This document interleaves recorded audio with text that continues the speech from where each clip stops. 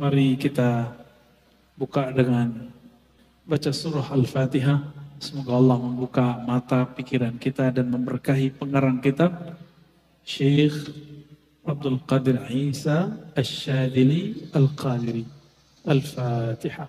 A'udzubillahi minasyaitonir rajim.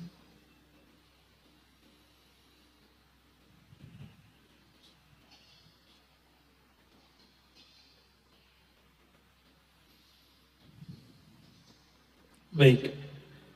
Bab yang paling penting di sini adalah al-bahth anil waris al-Muhammadi. Mencari waris Nabi yang berhak menjadi mursyid. Jadi mursyid itu siapa? Gitu ya. Bukan orang yang sekedar dapat ijazah, itu belum tentu. Mungkin dia dapat ijazah kemursyidan, tapi kualitasnya bisa jadi belum. Ya. Kita ringkas saja, jika seorang dokter harus sekolah dulu, harus ada praktek dulu koas, lalu ada jam terbangnya. Dokter yang sudah lama berbeda kualitasnya dengan dokter yang baru, benar nggak? Tukang urut juga begitu. Sekali pegang, udah tahu dia ini penyasalannya ini. Jika ilmu yang zahir, mesti ada proses. Ada pengangkatan, ada izin supaya tidak malpraktek. Maka seorang mursyid, seorang murabbi, seorang guide rohani, dia mesti punya 4 kriteria minimal. Apa yang pertama? Ayyakuna aliman bil faraidil ainiyah. Di kitab saya halaman 69. Dia mengerti apa yang fardu ain. Gak mesti dia seorang mufti, seorang ulama besar. Yang penting dia mengerti persoalan apa yang wajib, apa yang sunnat. Itu cukup. Jadi tidak menjadi syarat seorang mursyid itu dia orang yang jago baca kitab. Tapi yang penting dia mengerti persoalan apa? Persoalan yang wajib. Ya. Yang kedua, ini yang paling mahal, ayyakuna arifan billah. Mursyid itu harus tahu mengenal arif kepada Allah. Harus punya ilmu ma'rifat. Mursyid ini ibarat sopir bus. Kalau nggak tahu jalan gimana? Sopir bus kalau masih pakai GPS itu bakal sesat. Tapi kalau sopir busnya GPS sudah di dalam dadanya, mau tersesat, dia bilang, tenang, ada jalan lain. Dia bisa buat jalan sendiri. Itu mursyid. Karena dia arif. Dia mengenal Allah Subhanahu wa ta'ala. Allah itu sempit atau luas, Pak? Allah wasi'. Apa arti wasi'? Maha luas. Maka jalan menuju Allah itu banyak. Oleh karena itu, orang-orang yang mengerdilkan torikot orang lain, lalu membesar-besarkan torikotnya, dia sama dengan orang-orang Badui yang dulu berdoa, ya Allah rahmati aku dan Muhammad saja, selain itu gak usah dirahmati. Apa kata Nabi? Dayakta rahmat Allah. Kamu telah mengerdilkan rahmat Allah. Jadi hati-hati yang punya mazhab, punya manhaj, punya torikot.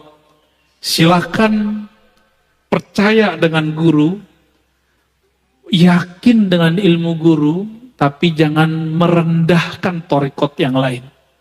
Kualat antum. Ya. Jadi makomnya makom badui. Ya. Beda dengan makom-makom yang lain. Dulu Umar begitu. awal-awal, tapi setelah mengerti beliau nggak begitu lagi. Lagi di luar, mendengar ada orang baca Quran, beda yang dia dengar dari Nabi. Itu orang dia seret. Kamu harus bertanggung jawab depan Nabi. Kan gitu bahasa-bahasa orang yang baru mengerti. Lalu Nabi kemudian bertanya, apa yang engkau baca? Dibacalah oleh orang yang disalahkan oleh Umar. Apa kata Nabi? Hakada uzil. Begitulah ayat Quran diturunkan. Umar, kamu baca. Dibaca oleh Sayyidina Umar berbeda sedikit dengan yang dibaca orang itu. Apa kata Nabi? Begitu juga diturunkan. Umar jadi faham bahwa jalan kebenaran itu banyak. Jadi jalan kebenaran itu luas, Pak. Namun iklan kecap nih bahaya ya. Hati-hati. Malu-maluin. Sesama torikot, sesama sufi, saling hantam-menghantam. Malu-maluin ya. Ayyakuna khabiran bitara'iq tazqiyatin nufus wa wasaili tarbiyatiha. Mengerti metodologi praktek pembersihan jiwa. Bukan hanya hafalan. Ini kan saya baca hafalan. Ini sebenarnya saya baca kitab begini. Ada dua hal Bapak, Saudara yang makar Allah. Pertama biar saya nggak ngantuk. Karena biasanya subuh-subuh begini, malam tadi saya belum tidur biasanya. Yang kedua, karena mobilitas kita banyak, kapan saya baca kitabnya lagi kalau bukan sembari ngajar? Kira-kira begitu. Jadi seorang mursyid harus mengerti metode-metode apa? Tazkiyatun nafs. Penyucian jiwa dan gak boleh kaku. Kalimatnya tara'iq, jalan-jalan, metode-metode, bukan satu. Wasail, bukan wasilah. Cara-cara, media-media. Jadi seorang mursyid itu yang ideal gak boleh kaku. Dia harus berkembang. Seperti itu yang diajarin guru saya, selesai. Kalau nggak suka, keluar. Nggak begitu, Pak. Tinggalin aja guru begitu. Ya. Guru kayak gitu tuh tinggalin aja. Antum nggak berkembang sama dia. Nggak akan berkembang, malah tambah keras. Kita itu belajar tasawuf untuk melembutkan kolbu. Bukan untuk tambah fanatis. Ya. Dan yang keempat, ini sangat penting juga, ayyakuna ma'zunan bil irsyad min syaikhi. Ada SIM, surat izin menjadi mursyid. Itu yang kita sebut ijazah tertulis atau lisan yang ada saksinya. Jadi guru-guru yang ngajarin zikir itu wajib punya ijazah. Kalau enggak, berhenti. Kenapa? Itu jaminan. Contoh sederhana. Saya kalau ngajar di kampus syaratnya apa? Harus doktor. Diserahin enggak fotokopinya ke kampus? Diserahin Pak sebagai bukti. Siapa yang mengizinkan? Rektornya. Siapa yang mengangkat saya jadi rektor, jadi dokter? Rektor di kampus saya dulu. Jika ilmu akal mesti diangkat, mesti ada ujiannya, mesti ada latihannya. Masa ilmu yang sangat berbahaya kalau tidak ada guru ini, terus tiba-tiba orang ngaku jadi mursyid tanpa ada guru yang mengangkat. Ya. Nah itu mustahil. Itu mustahil ya. Nah ini penting. Jadi ada 4. Apa yang pertama? Si mursyid mengerti ilmu fikih walaupun tidak sampai level ulama mufti. Yang kedua, dia punya ilmu ma'rifatullah. Inilah yang manis dari kolbunya. Jadi manis madu yang ada di dalam diri seorang mursyid itu adalah ma'rifatnya kepada Allah. Apa kata Imam Yahya bin Mu'adz Ar-Razi? Seorang wali itu menyimpan manis di kolbunya, yashummuha ahluha, yang pasti tercium oleh ahlinya, walaupun dia nggak pakai baju wali, nggak pakai baju ustadz, nggak pakai baju kiai, kecium Pak nanti. Lama kelamaan kecium. Yang paling susah mencerna dan mencium bau kewalian itu keluarga dekatnya. Kenapa? Dia biasa melihat sisi kemanusiaan, sisi manusiawi daripada si waliullah ini. Maka dia berpikir, masa suami saya wali? Masa bapak saya wali? Masa saudara saya wali? Begitu. Jarang. Itulah rahasianya kenapa Abu Jahal, Abu Lahab tidak beriman kepada Nabi Muhammad sallallahu alaihi wasallam. Ya. Jadi jangan baper, Pak. Nabi Lut istrinya khianat enggak? Nabi Nuh juga begitu, anak Nabi Nuh juga sama. Ya.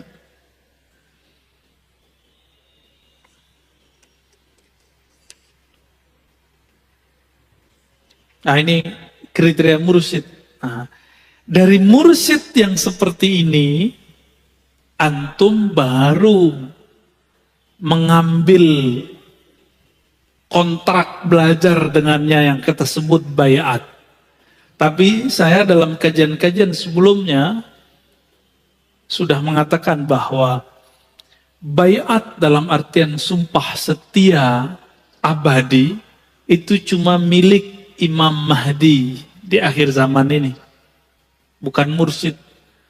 Maka bayat-bayat yang ada sekarang itu hanya bayat tabarrukan, mengambil berkah, atau bayat pengantar supaya kita nanti bertemu dengan yang paling pantas membayat.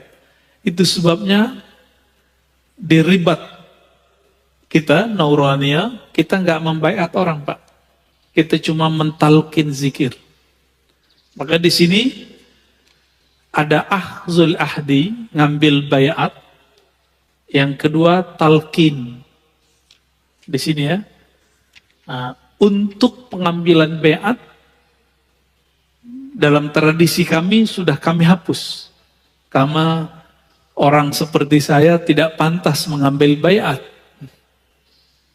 Yang pantas mengambil bayat adalah Al-Ghaus Al-A'zam, Al-Wali, Al-Waris Al-Muhammadi, Al-Muntazar, wa huwa Al-Imam Al-Mahdi.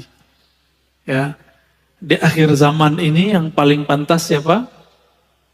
Imam Mahdi. Maka kita harus mempersiapkan diri itu. Jadi saya menghimbau diri saya sendiri dan pencinta tasawuf, pencinta akidah Ahlussunnah, pencinta mazhab fikih, torikot sufi. Jangan fanatis dengan yang kita punya. Kenapa?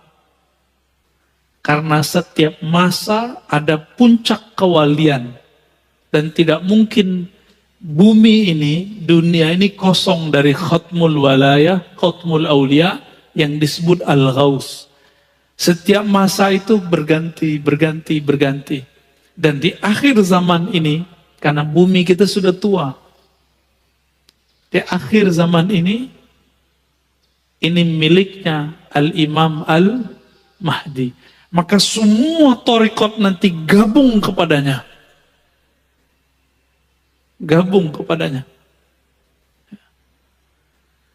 Jadi sekarang kita pakai torikot itu cuma wasilah supaya rohani kita terjaga. harapan kalau umur panjang, nggak mati karena COVID, Pak. Ya, kita bisa berjuang bersamanya. Tapi kan sosok beliau Allah rahasiakan. Nggak mungkin ember di YouTube. Kan ada yang ngaku Mahdi dengan mimpi-mimpinya, diyakini oleh pengikutnya sebagai Imam Mahdi. Ada yang datang juga kepada saya, ada yang lewat WA, ada Mahdi main di IG, Pak, main Instagram.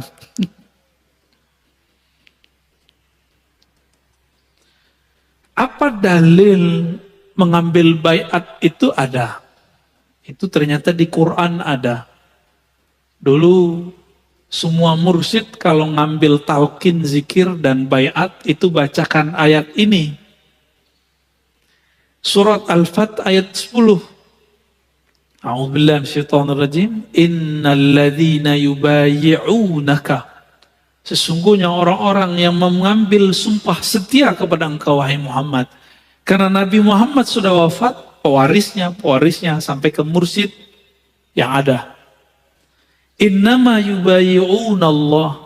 Mereka sebenarnya sedang mengambil sumpah setia kepada Allah.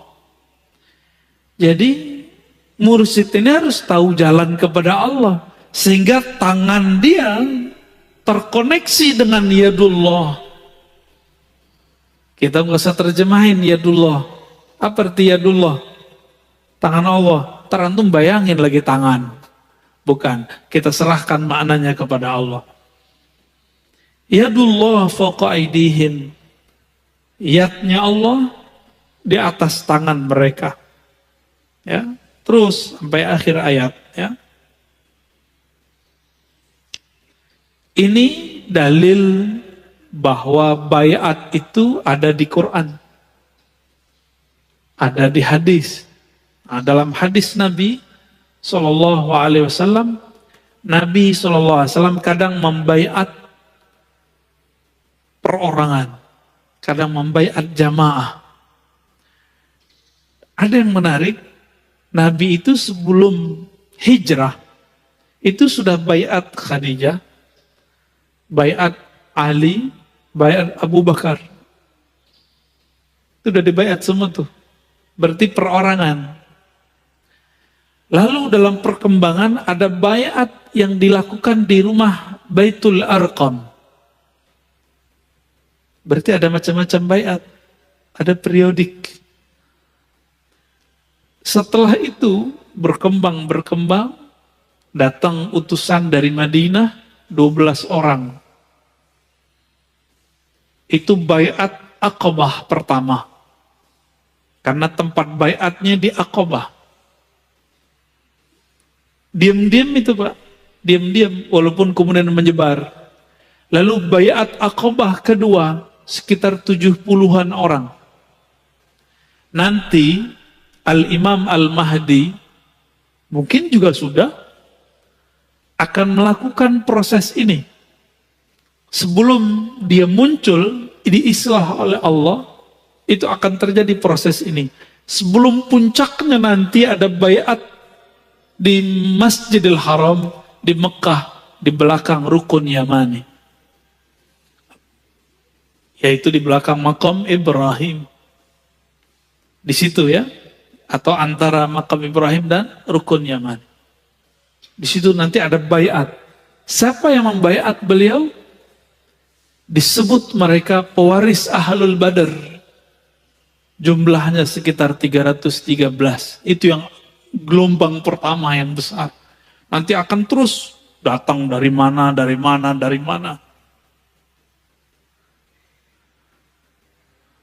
Begitu, Pak. Jadi jangan terburu-buru dulu, ya. Orang-orang kan nggak sabaran. Udah nggak sabaran. Ada berita dikit, oh kayaknya nih Panji Hitam nih. Belum, ntar dulu. Masih ada space. COVID-nya belum beres kok. Ya enggak? Baik. Berarti ada baiat fardi, ada baiat jama'i. Baiat arti baiat sumpah setia. Yang berhak ya Rasulullah. Ar-Razi nggak berhak, Pak. Ya, aneh nggak pantas. Siapa yang pantas? Mursyid. Mursyid itu cuma ngambil berkah. Ngambil berkah aja mursyid. Kecuali mursyid dia bisa membawa murid kepada Allah. Silakan antum ngambil baiat orang. Ini mursyid aja masih was-was. Sholat aja belum khusyuk, hati aja masih banyak dengkinya, masih banyak ghaflahnya, ngambil baiat orang. Terus mau dibawa kemana tuh murid? Maka saya mengajak diri saya sendiri dan antum, mungkin di luar sana yang praktisi tarekat, ya ukur-ukurlah diri, hasibu anfusakum qabla an tuhasabu. Ukur dulu dirimu, pantas gak? Ya. Gak pantas Pak kita. Saya menganggap diri saya gak pantas. Kalau antum merasa pantas, silahkan. Ya. Oh saya sudah punya ijazah 10, enggak. Ya.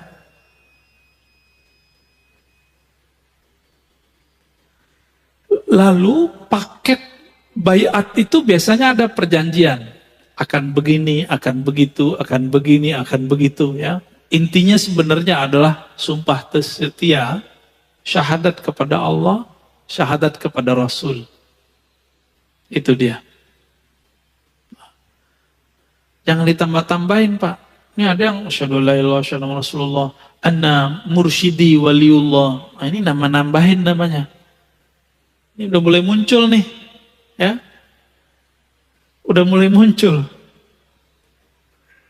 Dulu di Jiran itu ada namanya Darul Arqam. Itu difatwakan sesat di sana karena dia syahadat asyhadu Allah, asyhadu Rasulullah wa anna fulan waliullah. Itu.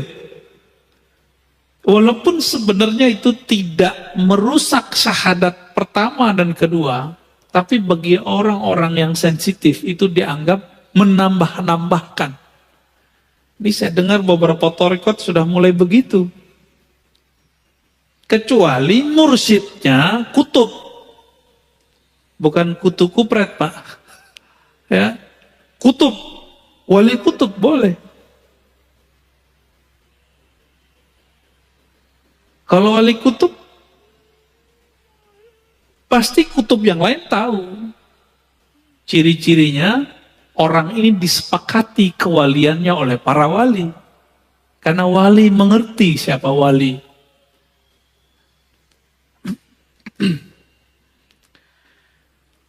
Apalagi paket dari baiat. Nah, ada setelah itu, namanya talqin.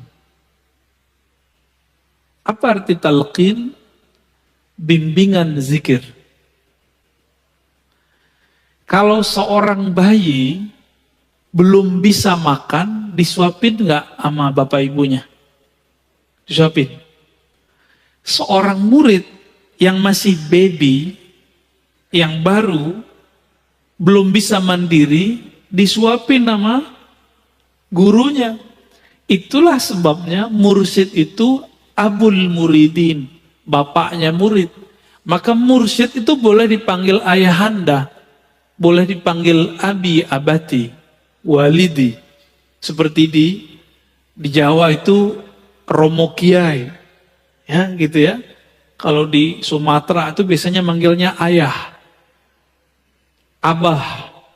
Di Sunda manggil abah ya, abah anom, itu kan ada kan, abah sepuh. Itu panggilan akrab sebenarnya. Kalau dalam bahasa Inggris ya, father. Ya, itu kan artinya sama.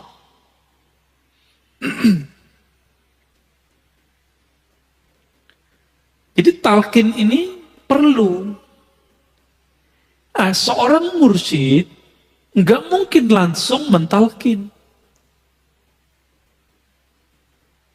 Dia lihat dulu istiadat ruhiyah si murid. Kesiapan murid. Ada murid yang bisa langsung dikasih talqin, ada yang tidak. Kenapa?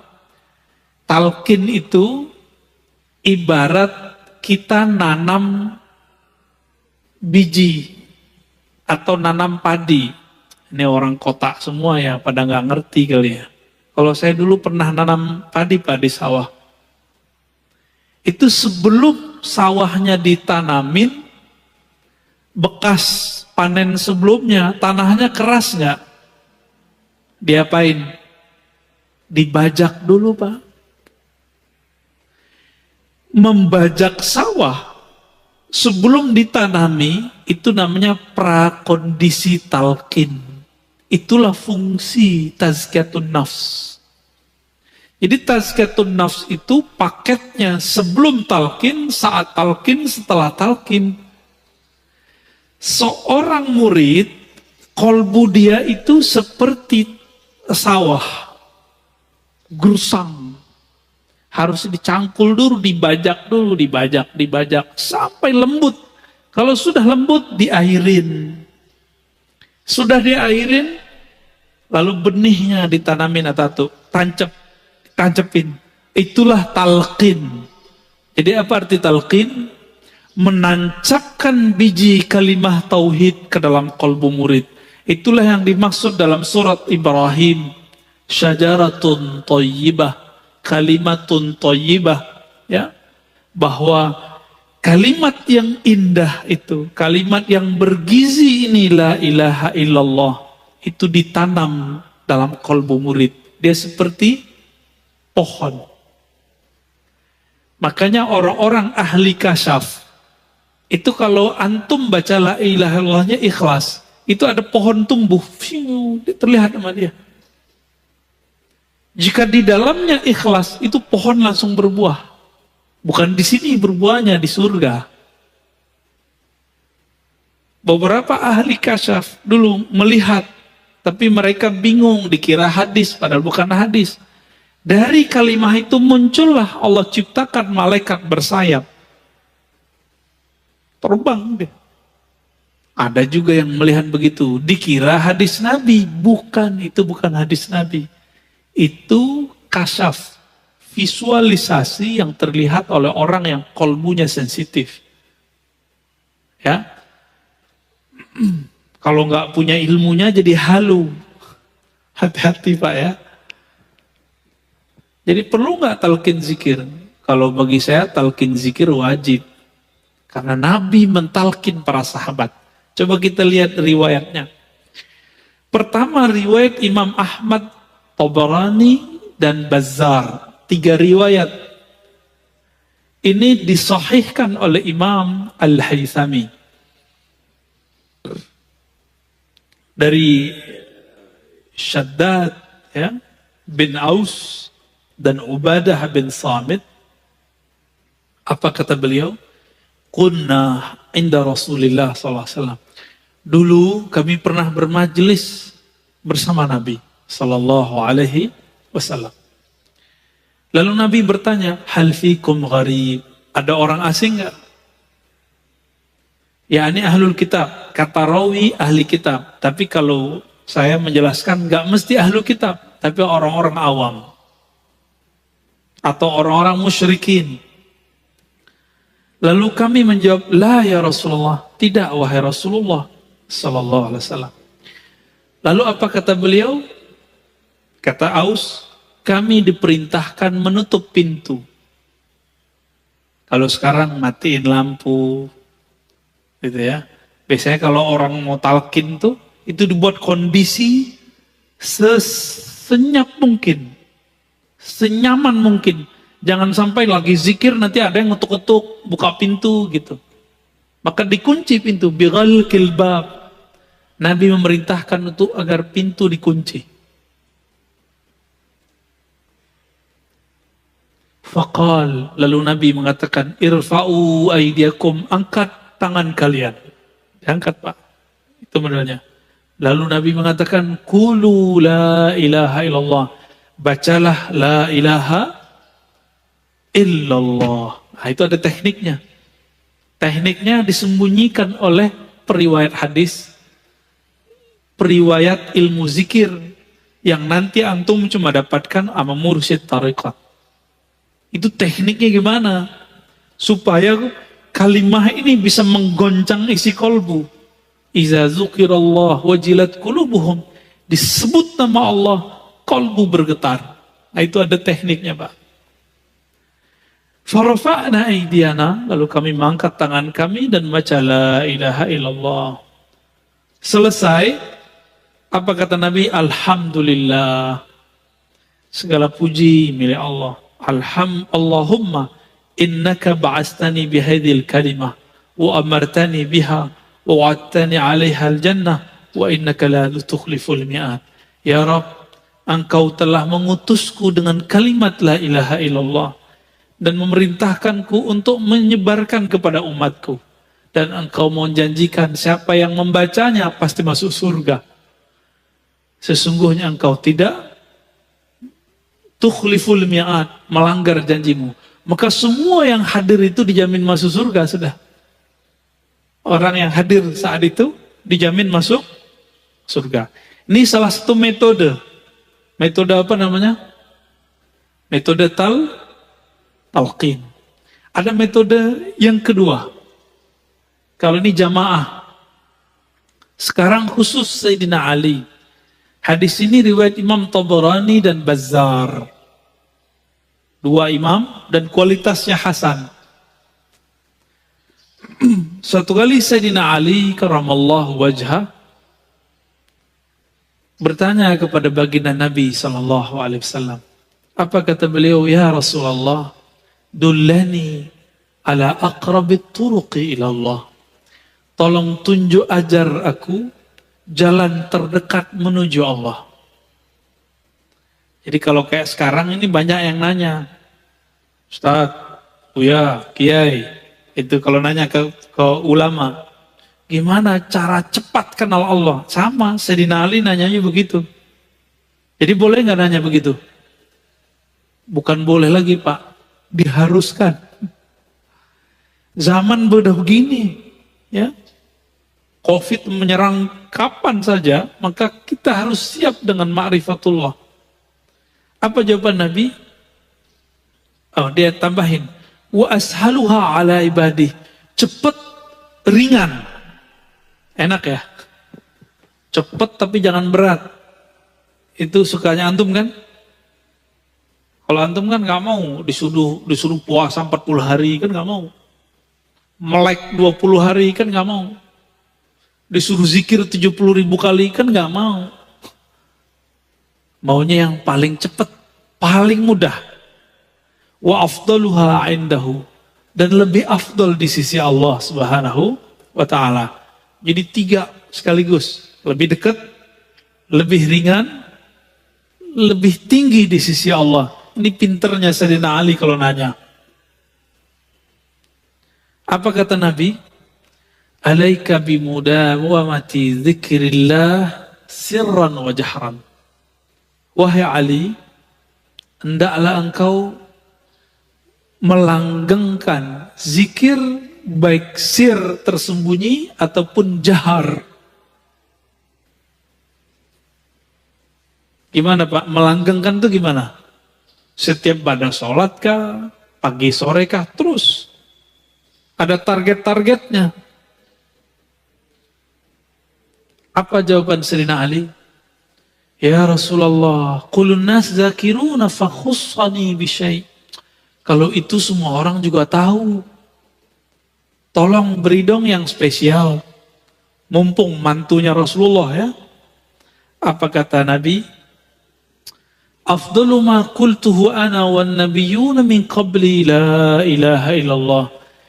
Yang paling afdal, yang paling cepat, yang paling ringan, paling tinggi di sisi Allah, yang dulu dibaca oleh para nabi dan sekarang aku juga mengulang kembali. Apa itu?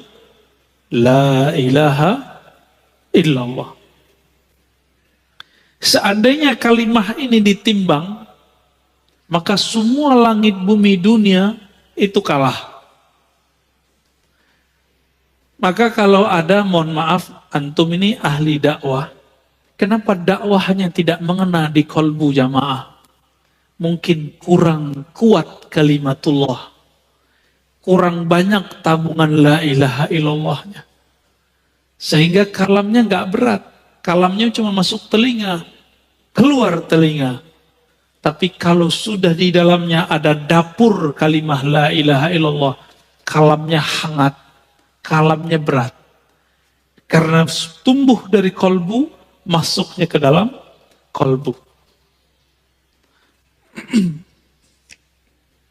Wala taqumul qiyamah ala wajhil ardi man yaqulu la ilaha illallah. Kiamat tidak terjadi jika masih ada di bumi yang baca la ilaha illallah. Di hadis Imam Muslim, Allah, Allah, begitu kalimatnya. Coba, para ulama kita itu mengatakan, Imam Ibn Arabi, Imam Ghazali, manusia itu adalah alam kecil. Sedangkan alam itu manusia besar. Manusia itu punya organ terpenting namanya jantung. Kalau jantungnya sehat, semuanya sehat. Jantungnya berdenyut. Dek, dek, dek, dek. Kalau jantungnya udah gak berdenyut, mati. Oke. Denyut alam semesta yang membuat alam ini bisa bergerak, bisa bernafas, bisa bertahan belum kiamat sampai zaman ini hari, adalah jantung-jantungnya alam. Siapakah jantungnya alam? Qalbul alamin awliyaullah. Qalbunya alam semesta adalah kekasih-kekasih Allah. Yang qalbunya bergetar terus menyebut Allah, Allah, Allah. Ruhnya selalu mengatakan Antallah, Antallah. Lisannya selalu sibuk mengatakan La ilaha illallah. Jadi mereka ini Pak, itu yang disebut dalam surat Syura ayat 12. Lahu maqalidus samawati wal ard. Milik Allah lah ikatan langit dan bumi. Apa ikatannya? La ilaha illallah. Subhanallah. Alhamdulillah. La haula wa la quwwata illa billah. Allahu Akbar. Ini 5. Itulah yang dipakai, yang dibaca oleh malaikat pemikul aras. Jadi malaikat memikul aras itu kan ada 8. Benar. Disebutkan dalam surat Az-Zumar ya. 8. 4 di kanan, 4 di kiri. Itu zikirnya tadi. Lalu yang kelima, la haula walanya sama siapa? Itu ada pada qalbu wali. Kalau walinya mati, atau sudah nggak ada yang baca kalimah itu di bumi, itu tiang aras goyang. Itulah kiamat. Jadi nggak usah khawatir dulu, kiamat masih bisa diundur. Cuma ngundurnya nggak tahu Pak, bisa lama apa bisa cepet. Ya, saya ulangi. Kolbu, jantung itu organ terpenting tubuh manusia, benar? Kalau jantung rusak, rusak nggak tubuh?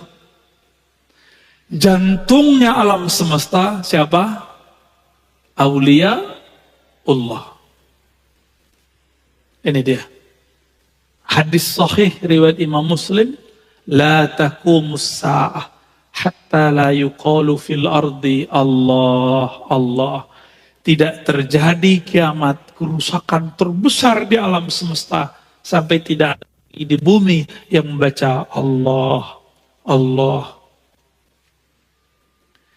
Yang baca Allah Allah lisan atau kolbu?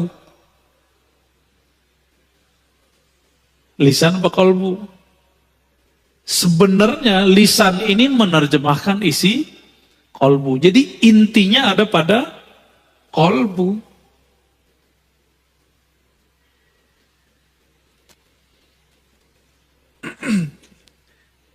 Lalu Sayyidina Ali nyundul lagi, nanya, wahai Rasulullah, itu kalimah saya tahu, tapi tekniknya gimana? Itu pertanyaannya. Mumpung sama Nabi, berdua sama Nabi beliau.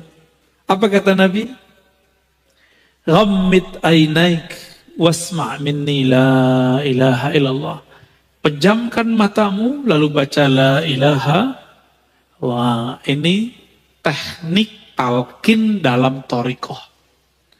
Maka dalam semua thariqah sufi itu mata mesti dipejam Pak kalau zikir. Itu bukan tidur. Jadi antum kalau pergi ke zawiyah-zawiyah, surau-surau, pesantren zikir, mereka merem itu bukan lagi tidur Pak. Merem itu lagi zikir. Cuma kalau yang di sini merem beneran tidur ini. Oh tidur kan? Gak apa-apa, biarin. Itu lagi programming.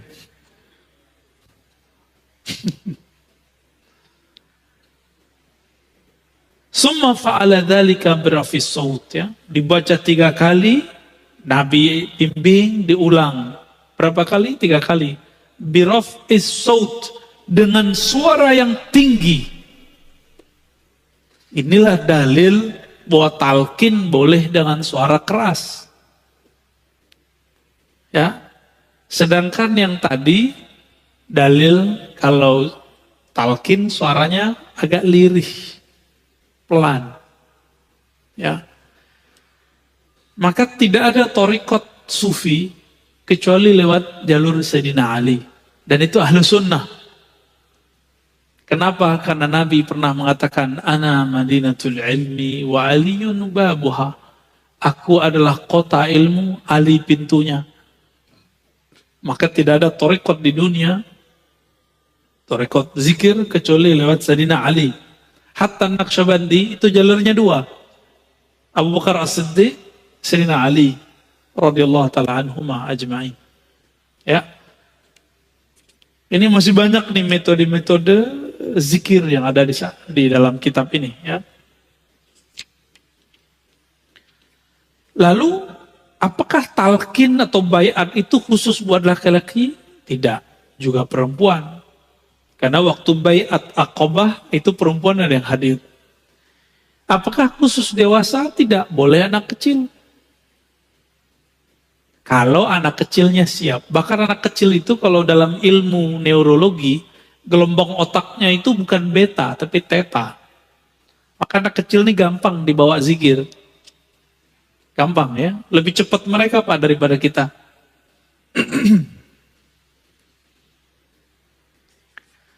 Oke, kira-kira itu kajian yang paling penting pada pagi ini. Pertama tentang syarat atau kriteria mursyid yang dicari ada 4. Kemudian apa yang kita ambil dari mereka? Saya mengatakan ada baiat, ada talqin. Namun di akhir zaman kalau ada baiat itu cuma tabarukan, ngambil berkah. Ngambil berkah aja. Jadi boleh nggak seorang mursyid ngambil baiat? Boleh, silakan, tapi tabarukan. Dalam hatinya harus mengatakan yang berhak ini adalah pewaris tunggal Nabi, yaitu Al-Imam Al-Mahdi. Dia cuma naib aja, cuma wakil. Ya. Lalu kemudian yang ketiga, ada macam-macam metode talqin.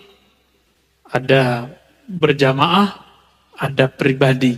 Nah, inilah yang kemudian tidak diwarisi oleh ahli fikih, tidak diwarisi oleh ahli akidah, tidak diwarisi oleh politisi.